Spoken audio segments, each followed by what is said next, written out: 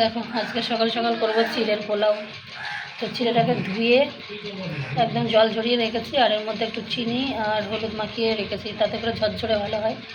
আর পোলাওয়ে দেবো আমি এখানে ছোটো ছোটো করে গাজর, আলু, আর এগুলো হচ্ছে রাঙা আলু কেটেছি, যাতে করে একটু সবজিটাও যায় ওর সঙ্গে। এখন চলো মেন প্রসেসে যাওয়া যাক। তো আজকে দেখো সকাল সকাল বানালাম এক কড়াই চিড়ের পোলাও।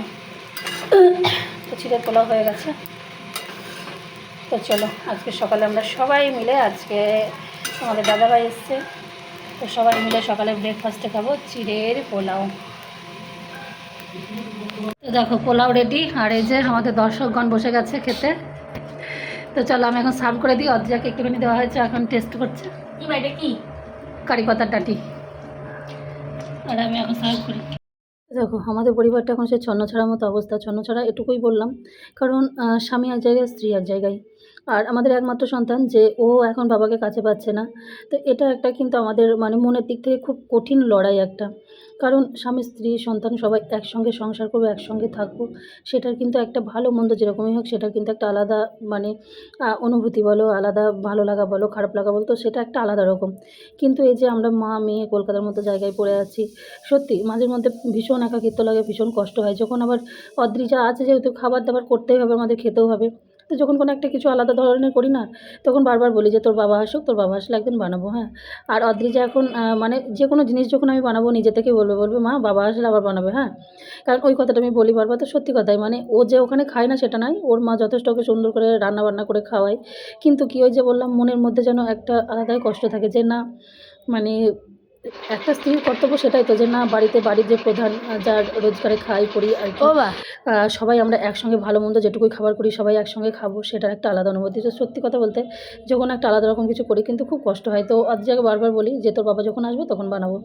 তো সেই জন্যই আজকে যে চিড়ের পোলাও এর আগে একদিন বানিয়েছিলাম, তো ওর বাবা এসছে বলে চিড়ের পোলাও করলাম। তো এই যে মানে দুজন পরিবারের সবাই যখন আমরা দুদিনের জন্য একসঙ্গে হই না, সত্যি মনটা মানে এত ভালো লাগে, আর কোথা দিয়ে যে সময় গড়িয়ে কোথায় চলে যায় বুঝতেও পারি না। ওই 2-3টে দিন মানে হই হই করতে করতে যেন সময় চলে যায়। তো তারপরে দেখো খাওয়া দাওয়া সেরে আমরা এই যে ঘরে এত তেল বসে এখানে, বুঝতেই পারছো, মানে কলকাতা মানে কি এত ঘিঞ্জি, তারপরে এত দূষণ, এত মানে রান্না বান্নার তেল শুধু আমার ঘরেরটুকুই না, পাশের ঘরের আসছে, আমার আবার তাদের ঘরে যাচ্ছে, এরকম একটা হয়। তো টাইলসগুলো এত মানে যদিও আমরা মুছে প্রত্যেক দিন মুছি ফিনাইল টিনাইল দিয়ে, একটু সার্ফও দিই জলের মধ্যে, কিন্তু তাহলেও ঠিক মতো হয় না। ওই জন্য আজকে একদম সার্ফ ছিটিয়ে দুজনে ঘষে পরিষ্কার করছি, আর এত সুন্দর পরিষ্কার হয়েছে না, ঘরটা মনে হচ্ছে নতুন। তো দেখো আজকে রান্না হবে পুঁই শাক দিয়ে, মাছের মাথা দিয়ে, গ্রাম থেকে লাউ নিয়ে এসছে, সব কাটাকুটি আছে, এখানে একটু অগোছালো। আর এই যে বাজারে গিয়েছিলো তোমাদের দাদাভাই, তো তরমুজ নিয়ে এসছে, ধনেপাতা, টমেটো, শসা। আর এদিকে আমার রান্না হয়ে গেছে, বাটা মাছের সর্ষে পোস্ত করেছি, এখানে লাউ শাক পুঁই শাক মিশিয়ে ভাজা, এখানে পটল দুধ এঁচড় চিংড়ির জন্য চিংড়ি ভাজা আছে, আর এখানে যে পুঁই শাক করার জন্য মাছের মাথা ভাজা আছে, আর এখানে আছে এঁচড় আলু সিদ্ধ। এখন এঁচড়টা করার জন্য এই যে চলে দিয়েছি। লাউ চিংড়ি হচ্ছে, বলতে যখন মাংস নিয়ে আসবে তখন 100 চিংড়ি নিয়ে আসবে, যেটুকু লাউ আছে, তাহলে এই মাংস হবে এসব দিয়ে, চিকেন আর ওই লাউটা দিয়ে চিংড়ি করে ফেলা হবে, তাই না? দেখো প্রতিদিনের আইটেম আমরা জানিয়ে দিলাম আজকে কী হবে।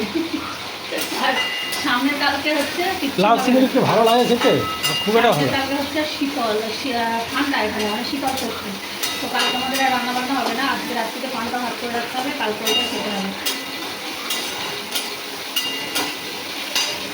ওই জন্য আজকে আমাদের মেলারই আয়োজন, আজকে কত রকমের যে পদ হচ্ছে, যখন শেয়ার করো তখন দেখবো। 1 কেজি মাছের মাথা কালকে খাবো না বলে আজকে খেয়ে দিচ্ছি। আমাদের দুপুরে আইটেমে হয়েছে গরম গরম ভাত, এখানে আছে যে কুমড়ো, আলু, ডাঁটা, মাছের মাথা দিয়ে একটা তরকারি, এখানে আছে যে এঁচোড় চিংড়ি, এখানে আছে যে বাটা মাছের ঝোল, আর এখানে আছে শাক ভাজা, আর এটা হচ্ছে আমি সাজিয়েছি এরকম।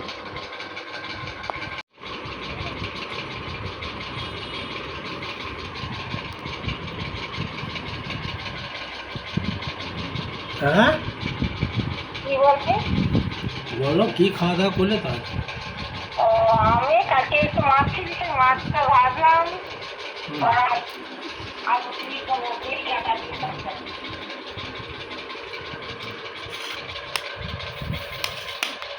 এই ঘাম বলে নাকি এগুলো খুব চুলকাচ্ছে। তো শুভ বিকেল বন্ধুরা। তো দেখো এখন আমরা সবাই মিলে বেরোচ্ছি। এখন বাজে বিকেল 5টা 10। তো বেরোচ্ছে একটু, যেহেতু সামনে পয়লা বৈশাখ, তো হালকা ফুলকা একটু জামা কাপড় তো কিনতে হবে। মেয়ে আছে আমাদের, না হলেও মেয়েরও নিতে হবে, আরও কয়েকটা দরকারি জিনিসপত্র আছে। তো সেই জন্যই বেরোচ্ছি, যেহেতু ওর বাবা এসছে ওই যে। তো আমরা বেরোচ্ছি, চলো। আর মেয়ের তো এখন আবার পরীক্ষা চলছে, কালকে যেহেতু রবিবার আছে, ছুটি আছে, ওই জন্য আজকে এখন বেরোচ্ছি। আবার 7টার মধ্যে আমরা মোটামুটি ঘরে ঢুকতে হবে, কারণ ও আবার পড়বে তারপরে, আর এরপর আর যাওয়া হবে না, ওই জন্যই যাচ্ছি। চলো। তো ঘর থেকে বেরিয়ে চলে এসেছি শ্যামবাজার 5 পয়েন্ট। তো এখানে একটু ভিডিও করছিলাম। অদ্রিজা বলছে কী ভিডিও করছো মা, আমি তো কিছুই বুঝলাম না। তো ভিডিওটা এখানে এটাই করছিলাম যে শ্যামবাজার যে 5 পয়েন্ট, যে আমাদের মানে নেতাজি যে মূর্তিটা আছে আর কি, স্ট্যাচুটা, তো ওই স্ট্যাচুর মাথায় না একটা কাক বসেছে। সেটা তোমাদের দাদাভাইকে দেখাচ্ছিলাম, কি অবস্থা দেখো, স্ট্যাচুটার মাথার উপর বসে আছে কাক একটা।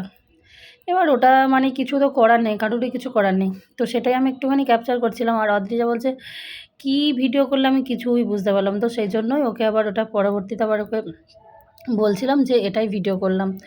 তো যাই হোক, চলো। দুপুরে খাওয়া দাওয়ার পরে তো আমরা একটু রেস্ট করে তারপরে আবার বার হয়েছি। আর যদিও বলছি না, অদ্রিজার কিন্তু ফার্স্ট টার্মে পরীক্ষা শুরু হয়ে গেছে, কিন্তু পরীক্ষা শুরু হয়ে গেছে আবার পয়লা বৈশাখ একদম সামনে। তো তোমাদের দাদাভাই তো এসেছে। আর পয়লা বৈশাখ মানে যে জানো যে হালকা কিছু কেনাকাটা থাকেই।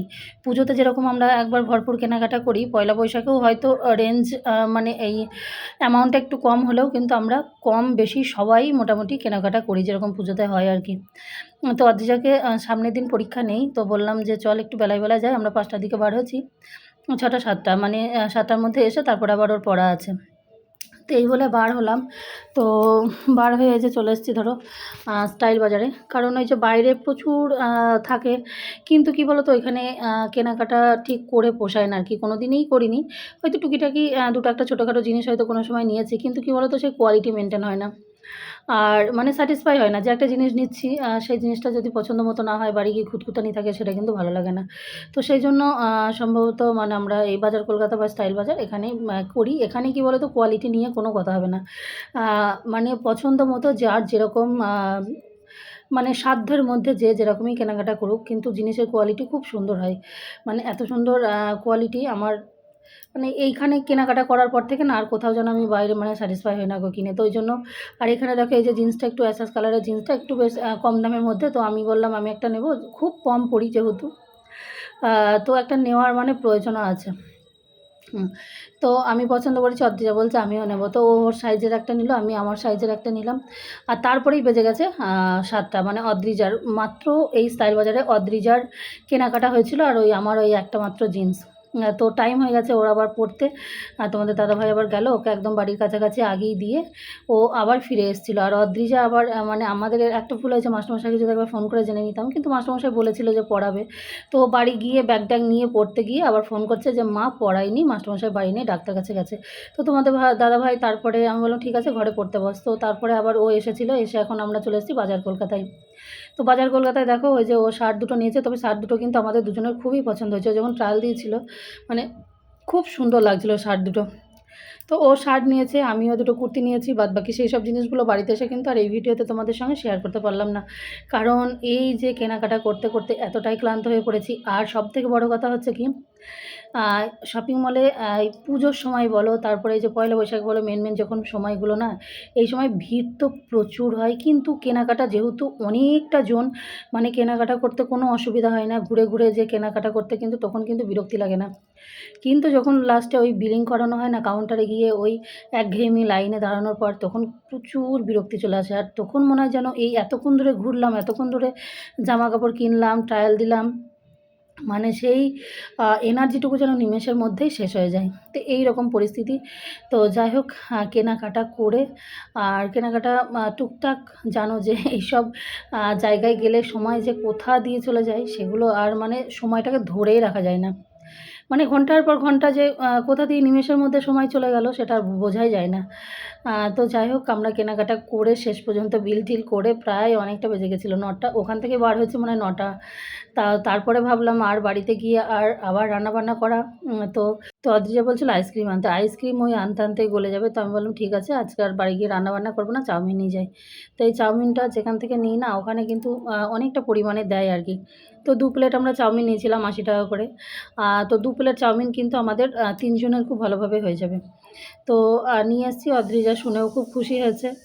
আর আমরাও মানে সবাই একসঙ্গে বার হলাম একটু ঘুরবো, কেনাকাটার সঙ্গে সঙ্গে একটু খাওয়া দাওয়া, কিন্তু যেহেতু অদ্রিজা চলে এসেছিলো ওই জন্য তো হয়নি। তো বাড়িতে এসে সবাই মিলে আমরা চাউমিন খেলাম, বেশ ভালো লেগেছে। আর অদ্রিজাও খুশি হয়েছে খুব। তো চাউমিন খেয়েই রাতটা কাটিয়ে দিয়েছি। আর ভিডিওটা চলো এখানেই শেষ করলাম। সকলে ভালো থেকো, সুস্থ থেকো। আবারও দেখা হবে নেক্সট ভিডিওর সাথে। আর ভিডিওটি কীরকম লাগলো অবশ্যই কিন্তু একটা কমেন্ট করে জানিও। আর তোমাদের কাদের কাদের পয়লা বৈশাখে কেনাকাটা হয়েছে না হয়েছে একটু জানিও প্লিজ। আর চলো পরবর্তী ভিডিওতে আমরা তোমাকে শেয়ার করব যে কি আমাদের কেনাকাটা হয়েছিল। তো এই যে দেখো এখন সবাই মিলে চাউমিন খাচ্ছি। তো চলো খেতে খেতেই শেষ করি, টাটা।